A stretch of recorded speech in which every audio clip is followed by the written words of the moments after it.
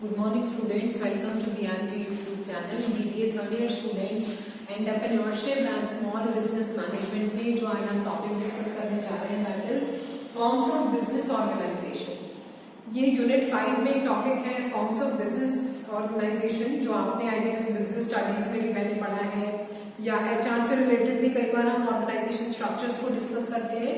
तो एंटरप्रेन्योरशिप में बेसिकली इस टॉपिक को समझने का मतलब है कि जब भी कोई एंटरप्रेन्योर अपना एंटरप्राइज सेटअप करता है तो अलग अलग फॉर्म्स ऑफ बिजनेस ऑर्गेनाइजेशन है जिसमें वो इन्वॉल्व हो सकता है। तो कितनी तरह के ऑर्गेनाइजेशंस होते हैं वो हमें आज डिस्कस करना है। लेक्चर स्टार्ट करने से पहले मैं आपको बता दूं कि कंटेंट को समझने के लिए लेक्चर को आपको पूरा सुनना है और देखना है। कंटेंट इस लिंक के साथ हम शेयर कर देंगे, अटैच कर देंगे, जिससे कि वर्ड टू वर्ड आप इन नोट्स को फॉलो कर सके। कहीं भी कोई प्रॉब्लम है तो आप कमेंट सेक्शन में मेंशन कर सकते हैं। ईयरफोन्स के साथ आप वीडियो को सुने जिससे ऑडिबिलिटी की इशू कम हो। अटेंडेंस मार्क करने के लिए आप कमेंट सेक्शन में अपना नाम लिख सकते हैं। तो will start with form of business organisation. कितने तरह के फॉर्म्स ऑफ बिजनेस ऑर्गेनाइजेशन है उसको हम देखते हैं। सबसे पहले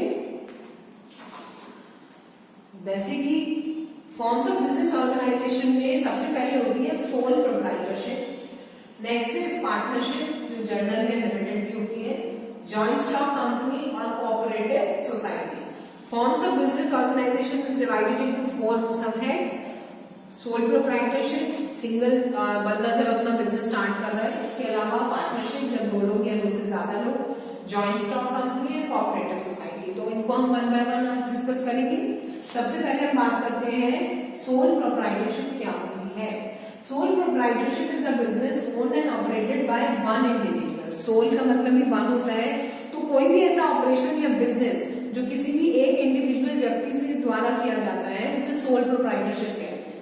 The shops and stores which you see in your locality, जैसे कि ग्रोसरी स्टोर है, वेजिटेबल स्टोर है, स्वीट शॉप है, केमिस्ट शॉप है, जैसे पान वाला, stationery stores, STD, telephone booth, तो ये सब बिना सोल प्रोप्राइटरशिप के अंदर आते हैं जब एक इकलौता व्यक्ति उस बिजनेस के लिए रिस्पॉन्सिबल है। ठीक है, अब इसके एडवांटेजेस क्या होते हैं। सबसे पहले तो it is very easy to start, बहुत सिंपल होता है अपना कोई भी व्यवसाय स्टार्ट करना है अकेले व्यक्ति के लिए। कोई इसमें रजिस्ट्रेशन की रिक्वायरमेंट नहीं होती है, कोई प्रॉफिट शेयरिंग नहीं होती है कि कोई और आपका पार्टनर है जिसके साथ आपको मुनाफा बांटना है। इजी डिसीजन मेकिंग, क्योंकि एक ही इंडिविजुअल होता है उसी के सारे डिसीजन होने हैं, तो इजी डिसीजन मेकिंग है। इजी टू वाइंड अप, अगर आपको लगता है कि भाई ये काम नहीं पॉसिबल है करना तो आप उसको वाइंड अप करने में भी समय नहीं लगेगा ज्यादा। Secrets, information about business and technique secret रहती है, कोई है नहीं आपके चीजें पता करने वाला। और नो कॉर्पोरेट टैक्सेस, यहाँ पर आपको किसी तरह का कोई कॉर्पोरेट टैक्सेस भी नहीं देना होता है। तो it is very easy to start, it is very easy to wind up. इसके अलावा प्रॉफिट शेयरिंग इसमें नहीं है और डिसीजन मेकिंग आसान हो जाता है, कोई कॉर्पोरेट टैक्सेस आपको नहीं भरने हैं। तो these are the advantage of sole proprietorship. Disadvantage देखते हैं। सबसे पहले तो अनलिमिटेड लायबिलिटी। यहाँ पे जो लायबिलिटी है, जो जवाब देख रहा है, लायबिलिटी है वो अनलिमिटेड है, आपके साथ बांटने वाला कोई नहीं होता है।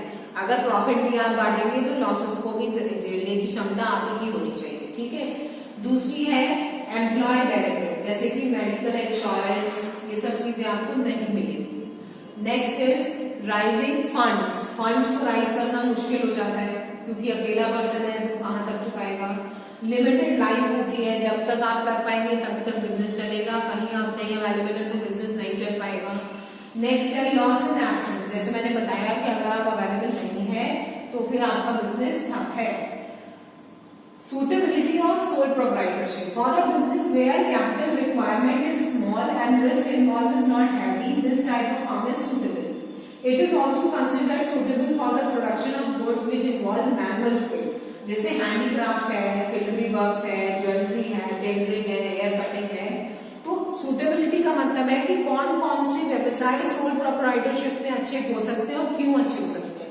कोई भी ऐसी आपका वर्क जिसमें बेसिकली आपका एक तो कैपिटल कम लगे, खर्चा कम हो सेटअप करने के लिए और रिस्क भी कम हो, वो सुटेबल होता है सोल प्रोप्राइटरशिप। जैसे कि हैंडीक्राफ्ट का वर्क है, ज्वेलरी है, टेलरिंग है, तो इसमें कैपिटल भी कम लगता है।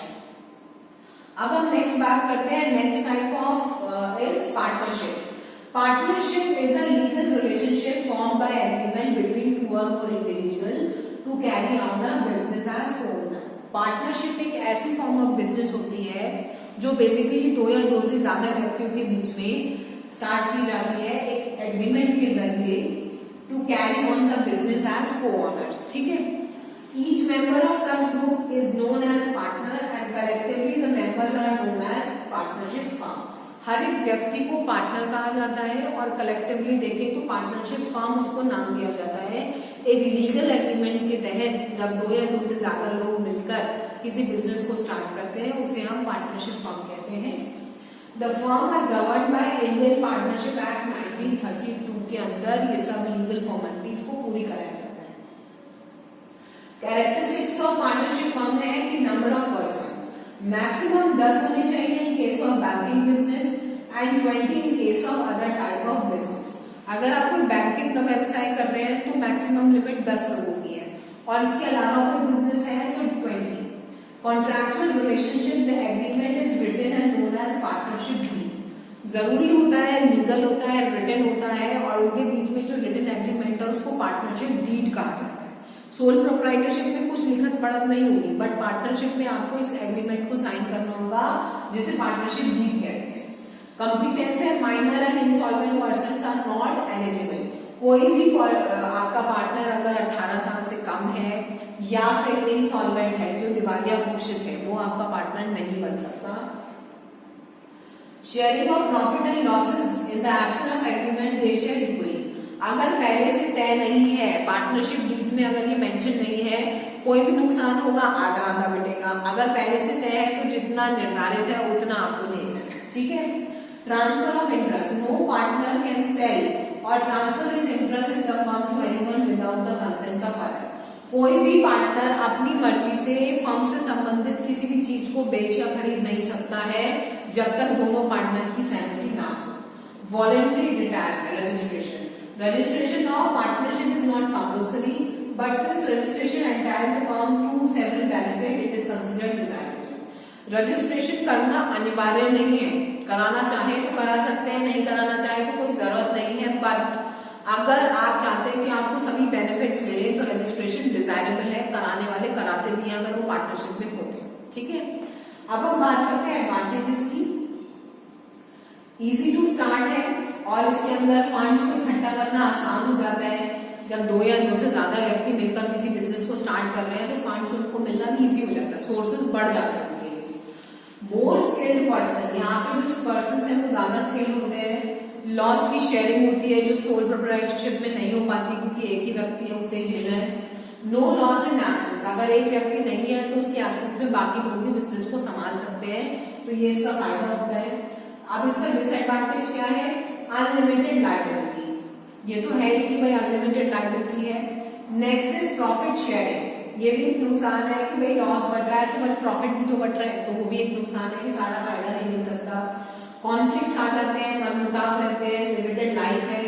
ट्रांसफरेबिलिटी इज डिफिकल्ट, एकदम से आप इसे शट डाउन नहीं कर सकते हैं, मुश्किल होता है इसको फाइंड आउट करना। Suitability is more small business, जैसे कि अगर कोई रिटेल का काम कर रहा है, प्रोफेशनल सर्विसेज है, medium size mercantile houses and small manufacturing unit है तो वहां के लिए ऐसी जो बिजनेस है जो ऐसी फर्म्स है वो सूटेबल रहते हैं। नेक्स्ट हम बात करते हैं जॉइंट स्टॉक कंपनी की। जो तीसरा फॉर्म ऑफ ऑर्गेनाइजेशन होता है वो जॉइंट स्टॉक कंपनी होता है। A voluntary association of person to carry a business. Member of joint stock company is known as shareholders and the capital of the company is known as share capital. These are governed by Indian Companies Act 1956. तो joint stock company एक voluntary association होती है जो लोग मिलकर बनाते हैं और बेसिकली जो लोग इसके अंदर होते हैं उन्हें शेयर होल्डर्स कहते हैं, पार्टनरशिप में पार्टनर्स कहते हैं, यहाँ पर शेयर होल्डर्स कहते हैं। और जो पैसा लगाया जाता है इसे स्टार्ट करने के लिए उसे शेयर कैपिटल कहते हैं and it is governed under Indian Company Act 1956।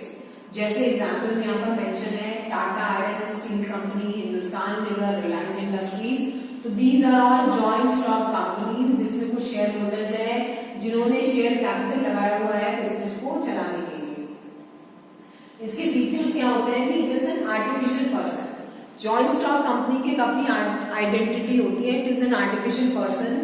Separate legal identity, जैसे मैंने बताया, common seal, perceptual existence, limited liability होती है, शेयर्स को ट्रांसफर करना आसान होता है, मेंबरशिप में minimum 2 person and maximum 50 in case of private limited, public limited company में मिनिमम 7 और मैक्सिमम है अनलिमिटेड। अगर मेंबरशिप की बात करें तो अगर कोई कंपनी प्राइवेट लिमिटेड है तो उसमें मिनिमम 2 जनों से और मैक्सिमम 50 जनों तक, और अगर कोई पब्लिक लिमिटेड है तो मिनिमम 7 जने और अनलिमिटेड शेयर होल्डर्स उसके हो सकते हैं। ठीक है, तो ये बेसिकली इसके फीचर्स होते हैं कि लिमिटेड लायबिलिटी है, एक अपनी सेपरेट लीगल आइडेंटिटी है, it is an artificial person.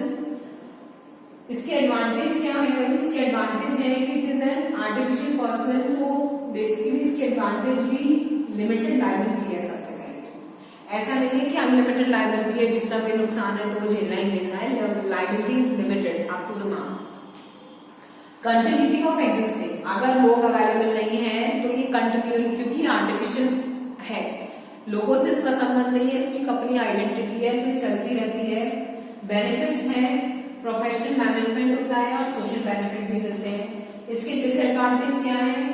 Formation is not easy, registration and all सब चीजें होती है तो मुश्किल है इसको सेटअप करना। एक ग्रुप इसको कंट्रोल करता है, गवर्नमेंट का कंट्रोल रहता है, और डिसीजन मेकिंग डिले होते हैं क्योंकि ग्रुप ऑफ मेंबर्स इसको डील कर रहे हैं तो डिसीजन भी सबके राय से, सहमति से होते हैं।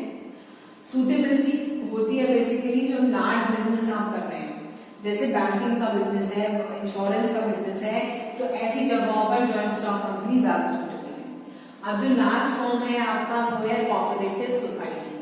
Any 10 person can form a cooperative society, और इसकी किसके अंदर आती है? Cooperative society act 1902 and the state cooperative society act.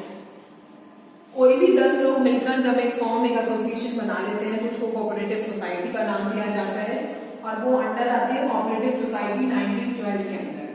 Main objective है to render service rather than earning. इसमें एक वॉलंटरी एसोसिएशन होती है जिसमें प्रॉफिट कमाने से ज्यादा सर्विस प्रोवाइडिंग पे ध्यान दिया जाता है। दूसरा उद्देश्य है self help in the place of dependence. Self help करनी है, अपने लिए खुद से चीजें क्रिएट करनी है, किसी के ऊपर डिपेंड नहीं रहना, ये कोऑपरेटिव सोसाइटी का ऑब्जेक्टिव होता है। क्लासिफाई कैसे होती है cooperative society? On the basis of objective, जैसे कि कंज्यूमर कोऑपरेटिव सोसाइटी बनी है, प्रोड्यूसर्स की अपनी कोऑपरेटिव सोसाइटी है, मार्केटिंग की अपनी है, हाउसिंग की अपनी है, तो different types of cooperative society है। अब इनके कैरेक्टरिस्टिक्स को बात करते हैं। वॉलंटरी एसोसिएशन है, मेंबरशिप मिनिमम 10 और मैक्सिमम अनलिमिटेड, सर्विस इनका मोटिव है, प्रॉफिट इनका मोटिव नहीं होता है, डेमोक्रेटिक सेटअप होता है, for the people by the people, sources of finance अच्छे होते हैं, रिटर्न ऑन कैपिटल मिलता है। ठीक है, तो इनके कैरेक्टरिस्टिक्स हैं। इसकी जो सूटेबिलिटी है वो किस पे डिपेंड करती है?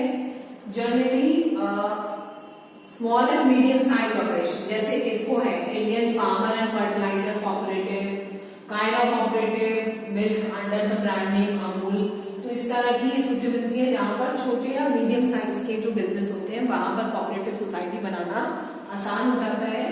तो आई होप ये कंटेंट बेटा आज आप समझ पाए हैं कि जो हमने अब तक पढ़ा है कि भाई फॉर्म्स ऑफ बिजनेस ऑर्गेनाइजेशन 4 तरह के मैंने आपको बताए हैं, और उनके एडवांटेज, डिसएडवांटेज और सूटेबिलिटी हमने आज डिस्कस की है कि फॉर्म्स ऑफ ऑर्गेनाइजेशन 4 होते हैं, sole proprietorship, partnership, joint stock company and cooperative society.